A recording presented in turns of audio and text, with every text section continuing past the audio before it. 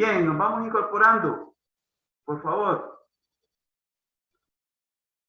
Espero que hoy la diapositiva no aparezca manchada. Porque como es otra reunión.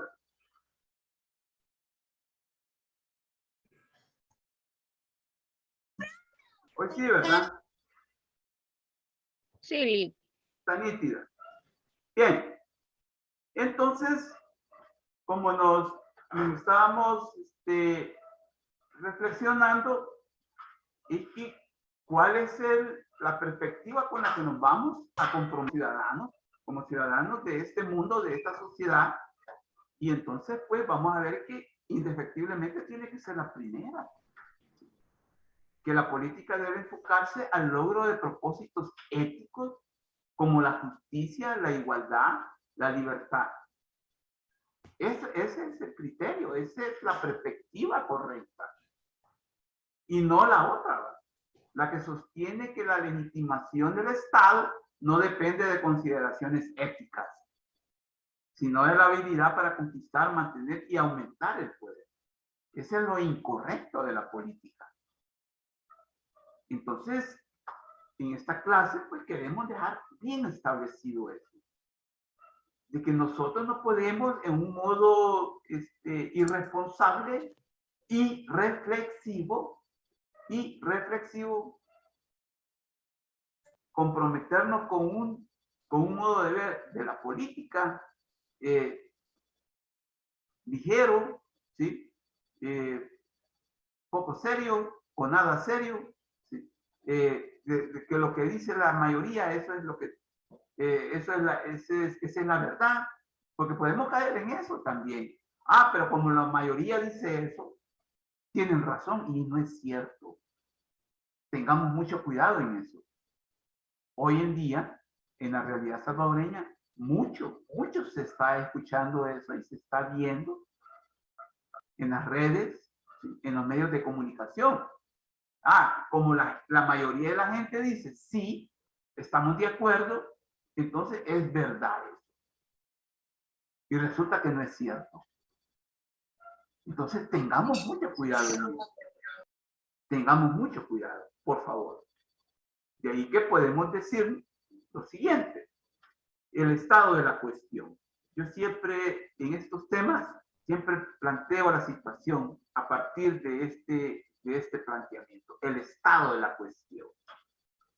Con los acuerdos de paz de 1992, con los que se le dio finalización a un conflicto armado por la vía del diálogo, negociación, y que fue la expresión máxima de la crisis estructural y cuyas causas aún persisten, es que se puede plantear el advenimiento de un proceso de democratización o transición larga hacia la democracia, ya que aún como sociedad todavía se está construyendo en el vaivén de los avances y retrocesos, es decir, la construcción de un Estado de Derecho en su expresión republicana y que no se ha alcanzado a consolidar a casi 33 años.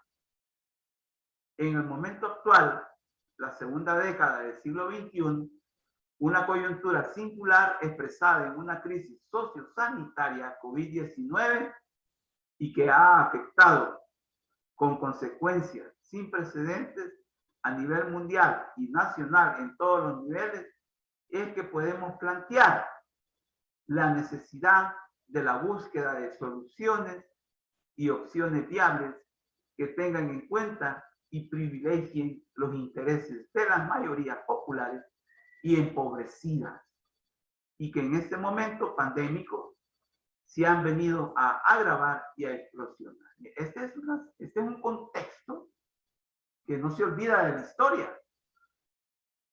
Fíjense, nosotros hablamos de proceso de democratización. Un proceso de democratización, hablando en términos desde las ciencias políticas, y ustedes lo pueden investigar en otras fuentes, y algo yo quiero que usted tenga bien claro, que lo que se dice en esta clase no es lo último. Usted puede escudriñar.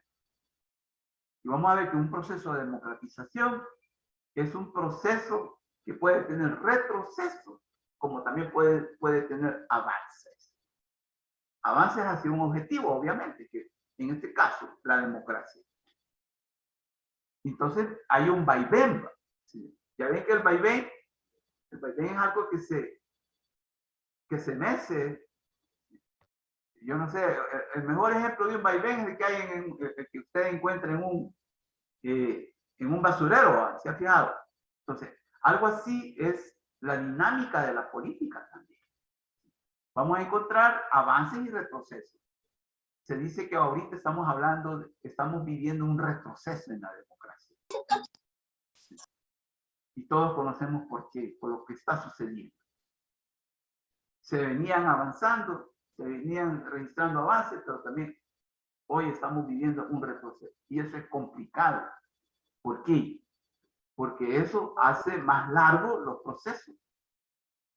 Hacen más, digamos, más postergados los procesos. Y eso no le conviene, por ejemplo, a los que están afectados por los problemas económicos, por los problemas sociales y de otra índole, de seguridad pública.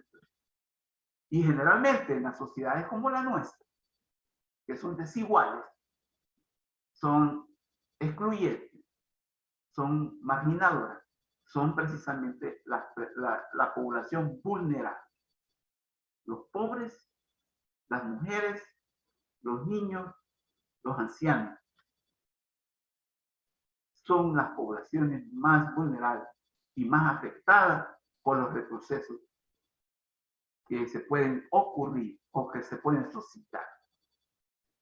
Entonces, por favor, tengamos muy en cuenta lo que estamos diciendo. Bien. Antecedentes que explican y agrava el impacto de la pandemia COVID-19 en lo político. Ojo, esto es muy importante. Y hablamos de un problema concreto. La incursión militar en las instalaciones de la Asamblea Legislativa de El Salvador el 9 de febrero de 2020. Este fue un hecho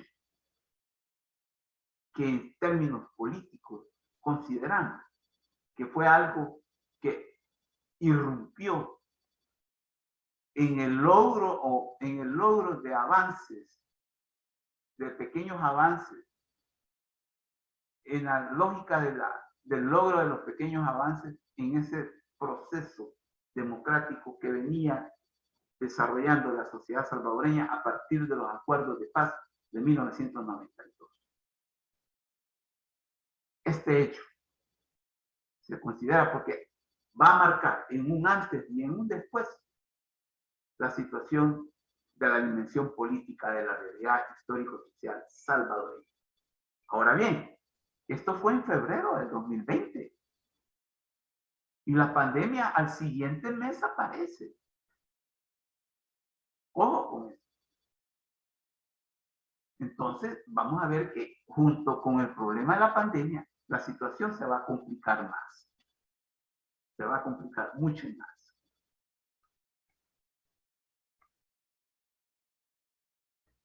El contexto histórico-social de la formación económica y social salvadoreña antes de la irrupción de la pandemia COVID-19 venía configurando coyunturas que ya vislumbraban una inestabilidad política y una relación tirante entre el órgano ejecutivo o gobierno y el órgano legislativo, y estos dos conformando escenarios planteando requerimientos de inconstitucionalidad a la sala de lo constitucional del órgano judicial. Aquí estamos nosotros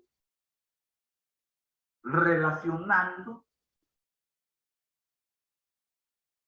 bajo la perspectiva del Estado de Derecho la relación que existe entre órganos de Estado. La política, la ciencia de la política plantea que, y no solo la ciencia política, lo dice Montesquieu también, ¿sí?, en su documento que se llama el contrato social. Dice él, bueno, mire, el Estado de derecho es aquel que está conformado por tres órganos de Estado. Algunos le llaman poderes, pero aquí vamos a mejor a comprometernos a decir que son órganos de Estado. ¿Por qué? Porque son órganos que van a evitar como contrapeso a otros órganos que por razones de abuso y uso del poder pueden caer en situaciones incorrectas. Entonces, para eso existen los órganos de Estado, para frenar cualquier abuso, para que haya poder.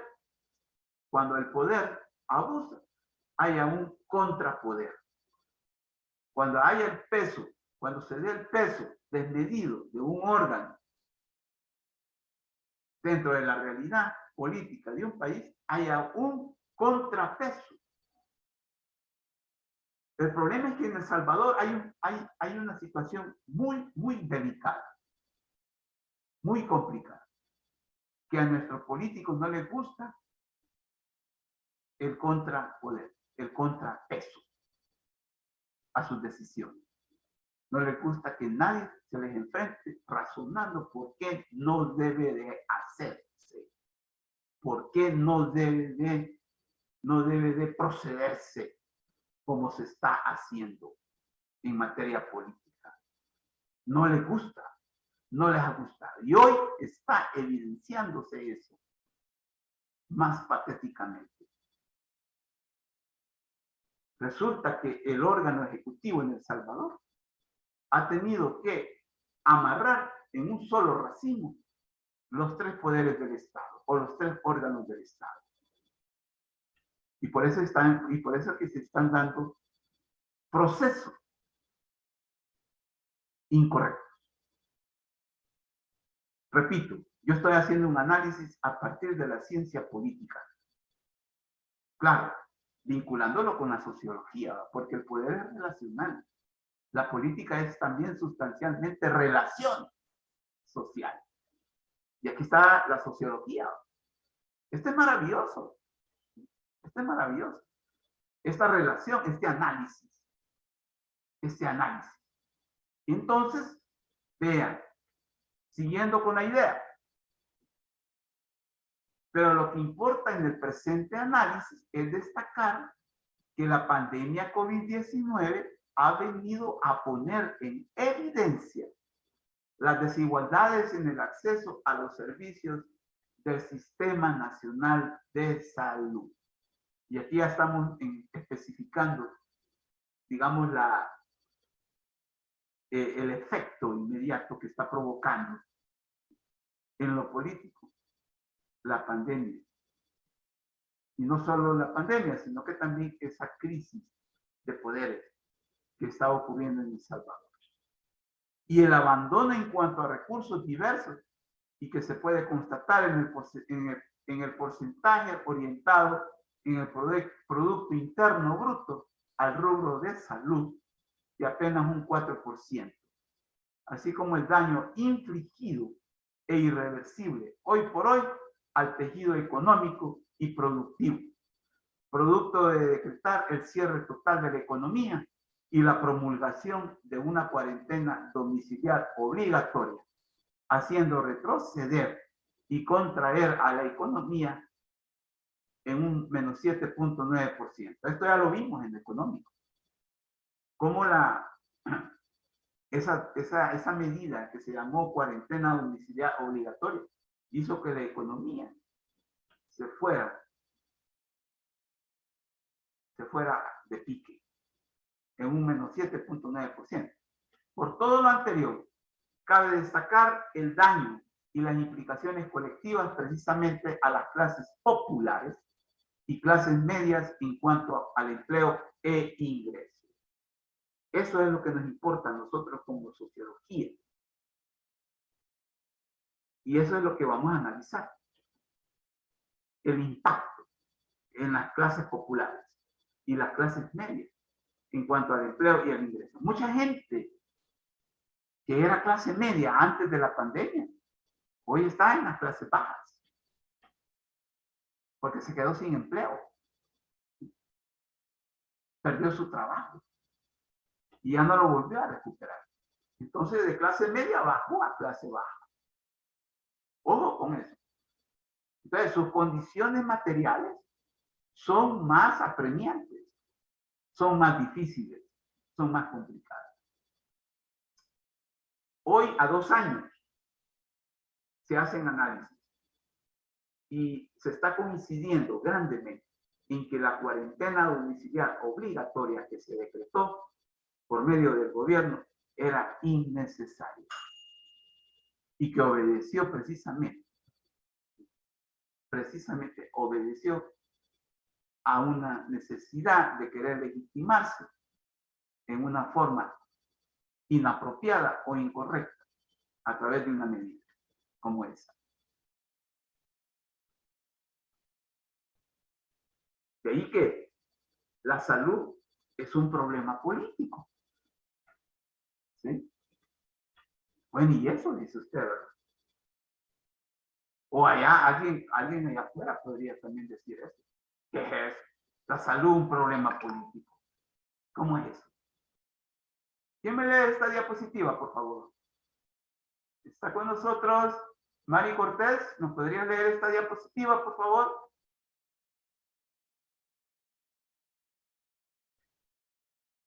Vamos. Francisco Bonilla. Buenas tardes. Buenas tardes. ¿Nos podría leer esta diapositiva, por favor? Y claro, con gusto. Bueno. La salud, un problema político. Enfatizamos y hacemos hincapié en que la salud es un bien público y un derecho humano fundamental y que tiene que ver necesariamente con la búsqueda y el logro del bien común y que éste conlleva en su dinámica una forma de relación y ejercicio del poder. Por lo anterior señalado es que la pandemia COVID-19 como problema para la salud pública del país adquiere una connotación política, ya que las circunstancias histórico-sociales en las que se mueve como fenómeno biológico sanitario se deriva en una afectación colectiva de la población en general y de los casos que se presentan como contagios puntuales. Entre paréntesis, ver portal gubernamental sobre el comportamiento de la pandemia. Muchas gracias. Muchas De gracias. nada, Lito. Bueno, ya Mari ya nos puso también en el contexto de por qué la salud es un problema político. A la salud. Y si nosotros nos basamos, fíjense bien, en la definición de la Organización Mundial de la Salud, bueno, ¿qué nos dice esa definición? Imagínense, estoy ocupando nada más como referente lo que dice la Organización Mundial de la Salud como definición de salud. Y entonces aquí el bien común es el fin último de la salud. ¿Sí? Ese es el fin último. Pero también, si es un bien común, inmediatamente es un bien público. Y ese es el gran problema que tenemos en El Salvador. Que como bien público, la salud no funciona como tal. Ojo con eso. Entonces, si un aspecto de la realidad no funciona como bien público, entonces vamos a encontrar problemas en el bien común. Entendido el bien común como el logro, la satisfacción del bienestar de todos y todas en una sociedad salvadoreña. Entonces, vamos a encontrar población enferma, ¿sí? con problemas de salud, más que todo enfermedades prevalentes, enfermedades crónicas, niños también, ¿sí? Niños sufriendo desnutrición, sufriendo enfermedades curables, etcétera, etcétera. Entonces, no hay un logro del bien común.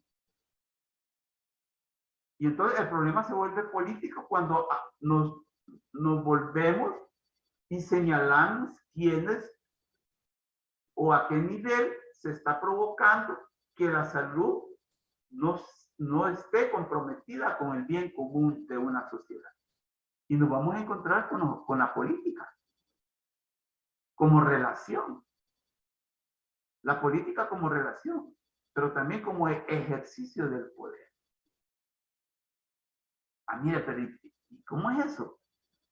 Mire, cuando yo digo, cuando decimos, mire, que el Estado debería de orientar los recursos necesarios y suficientes para que haya recursos en salud, entonces ahí ya estamos hablando de una relación necesaria. Y aquí decimos, apenas es el 4% del Producto Interno Bruto, debe ser mucho más. O sea, ahí ya nosotros estamos hablando de una relación de poder. Pero cuando también cualquiera de nosotros, como ciudadanos, llega a una institución hospitalaria y ve que no lo atienden, no hay medicina, hay una atención precaria, ahí estamos, y precisamente en un hospital público, obviamente, porque distinto es cuando tú te vas a meter a un hospital privado, así ahí te atienden, no siéntese, le dicen a uno en una silla de ruedas, y hay alguien ya que te anda, pues sí, te anda allí, te toma los datos y incluso y te dice, mire, si usted ya va a pasar, etcétera, etcétera. Pero eso es cuando tú te involucras con una institución privada. Pero estoy hablando del Hospital Rosales, del Hospital San Rafael, del hospital que todos los hospitales nacionales habidos y por haber en El Salvador. Y del Seguro Social, imagínense. Porque también en el Seguro Social existe precariedad. Y ahí pues la gente cotiza, todos los que llegan cotizan. Entonces ahí estamos ya ante un ejercicio también del poder. Porque nos estamos relacionando con un sistema nacional de salud. Entonces sí y solo sí podemos hablar de una relación y de un ejercicio del poder. Claro, esto es ciencia política, pero también sociología. Estamos planteando un criterio científico y no político partidario.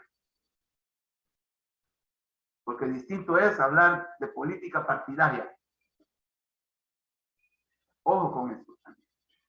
Por lo anterior señalado es que la pandemia COVID-19 como problema para la salud pública adquiere una connotación política, como lo dijo Mari. ¿Por qué adquiere una connotación política? Porque ha afectado las condiciones de vida de la población y de la población vulnerable. Los pobres, mujeres, niños, ancianos. Entonces, ha afectado, ha dañado las condiciones materiales de vida de la población. Sí y solo sí adquiere una connotación política la salud. Esto va a ser bien, indudablemente, en el examen. ¿Hay alguna pregunta a esta altura? Por favor, háganlo. O algún comentario. Si tienen algún comentario, por favor, también háganlo. Por favor. Bien. Entonces, vamos a hablar, pues, necesariamente del momento político de la pandemia COVID-19. Ya tenemos claro por qué la salud es un problema político. Porque está íntimamente relacionada con el bien, con el logro del bien común. Y esto implica una relación y un ejercicio del poder. Sí y solo sí. Ojo con esto. A esta altura de la crisis sociosanitaria, abril de 2022, a nivel mundial ha cobrado la vida de más de 3 millones de habitantes la pandemia COVID-19 y más de 25 millones de contagios.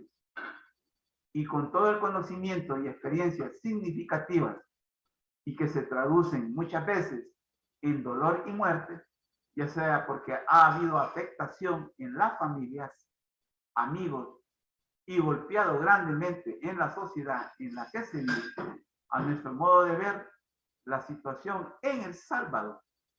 Y a pesar de que las cifras de víctimas no son confiables, la resiliencia no se ha hecho esperar en el pensar, sentir y actuar de gran parte de la población, y en algunas excepciones con insensatez. Y todo este sentir involucra necesariamente una manifestación política con todas las imperfecciones que conlleva. Me voy a quedar hasta aquí. Entonces, ¿qué es lo que quiere decir esto? Está sobradamente comprobado la afectación de la pandemia COVID-19, el daño de la pandemia COVID-19, precisamente a nivel mundial, pero también a nivel nacional. Y que a 2 años del aparecimiento ya se empiezan a manifestar procesos de resiliencia. Y este término ya lo habíamos aclarado un día de estos. No sé si alguien me lo podría aclarar también ahora. ¿Qué es la resiliencia? ¿A qué nos referimos a la resiliencia?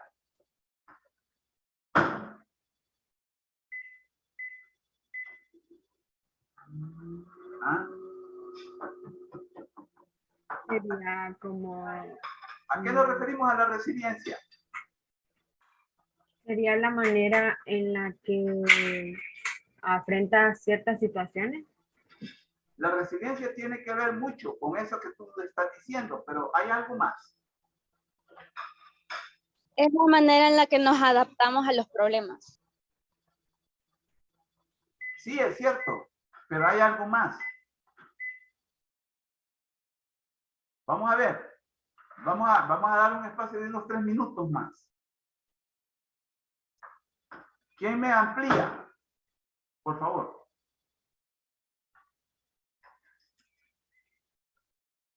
Bien, todo lo que han dicho es cierto. Es la manera, es el modo, es la capacidad. Es la capacidad de cómo nos adaptamos. Claro, pero no es lo mismo adaptarme. Sí, María Estrada, adelante. Ser resiliente que no es al cambio y adaptarse a nuevas estrategias que vienen, ya sea al nivel de la sociedad y al nivel de personal. Es cierto, tú tienes toda la razón, pero hay algo más. Usted se va a adaptar. Sí, Elizabeth, adelante. Elizabeth Tejada, adelante. Que a pesar de los problemas o obstáculos que nosotros tengamos, nosotros siempre salimos adelante y luchamos. Ojo, ojo con lo que está diciendo Elizabeth. Claro, nos adaptamos, nos incorporamos a los procesos, pero para solucionar. ¿Sí? En una forma que es resiliente, obviamente, pero en una forma esforzada de salir adelante, de superar los problemas que nos aquejan. Y eso implica y exige que haya capacidad. ¿Sí? Un positivismo, sí. Una actitud positiva, sí, pero también una actitud diligente. Diligente y no negligente. Me llama la atención lo que dijo la compañera. Para resolver. Porque resulta que tú puedes incorporarte a los problemas y no los resolves. Solo empiezas a hablar, ¿va? Y eso es que muchas veces nosotros hemos hecho y seguimos haciendo. Hablamos de los problemas, pero no los resolvemos. Y caemos en esa dinámica demagógica. Madeline Medrano. Un ejemplo de resiliencia sería cuando los salvadoreños perdieron su empleo y buscaron... Tengo problemas de audición. No sé si ustedes también lo tienen. ¿Y ahora? Hoy sí, hoy sí.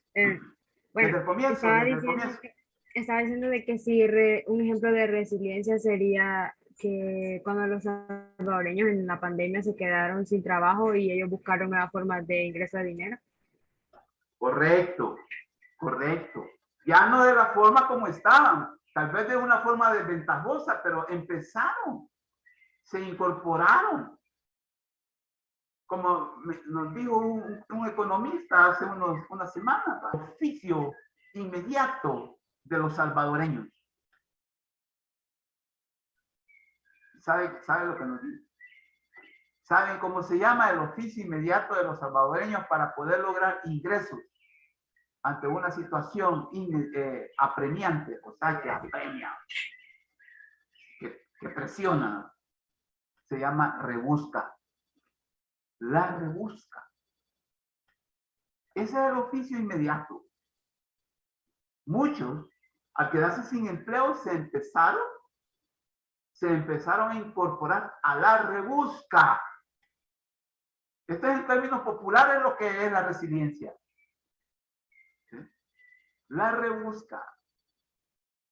Entonces, por eso es que estamos nosotros utilizando este término. Es posible que ustedes como profesionales tengan problemas de incorporación al mercado laboral. Y esto ya se los he dicho a ustedes. Por favor, ténganlo en cuenta. Ténganlo muy en cuenta. Que ustedes van a tener una situación complicada a la hora de graduarse de enfermeros y enfermeras profesionales de la salud para incorporarse. Cuando vimos el impacto de la pandemia COVID en lo social y estuvimos hablando del sistema nacional, que es incapaz de incorporarlos a ustedes. Entonces, ¿qué es lo que va a pasar? Ustedes posiblemente tengan que incorporarse incluso a actividades que no necesariamente corresponden a la profesión. Mire, yo estoy hablando de algo muy complicado, muy serio. No sé qué es lo que dicen ustedes, pero ustedes pueden tener esa situación también. Pueden tener esa situación. Es lo que muchos llaman el desempleo disfrazado. Alguien que es contador público y anda en una motocicleta repartiendo comida rápida. Puede ocurrir eso. O quién, una ingeniera en informática o un ingeniero en informática y no estoy minusvalorando oficios. ¿Sí?